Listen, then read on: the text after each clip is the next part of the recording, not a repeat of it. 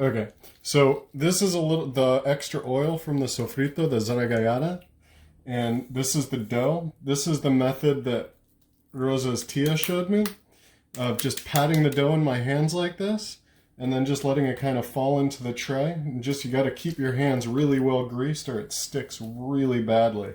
But that's it. You just kind of pat the dough out and just drop it in the pan until the pan's all filled up. Okay, so at this point, you can see the filling. There's a layer of the sofrito or zaragayata with a layer of the calamari on top of that, and then another layer of the sofrito. And I'm just putting the top on it the same way I did the bottom, where I'm keeping my hands really well coated in fat, and then just kind of dropping the pieces on as I pat them together. And it gets really messy.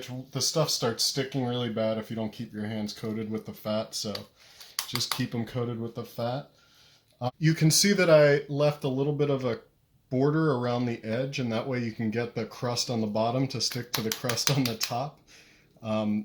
Because there's really no gluten in this crust, you just need it to basically come together. It's not, you don't develop gluten to hold the thing together, so it's a very crumbly crust. So that's why you want to leave that border. Anyway, I'm just going to keep going at this until all the little holes are filled, and then I'm going to throw it in the oven. The one last thing to point out is that when I'm done with this, I'm just going to brush the top. I'm going to make sure, you can see it's already kind of got a lot of the fat on top, but you just want to make sure any area you don't see the fat, just brush a little bit of this beautiful oil from the sofrito on top afterwards before you bake it. That's all.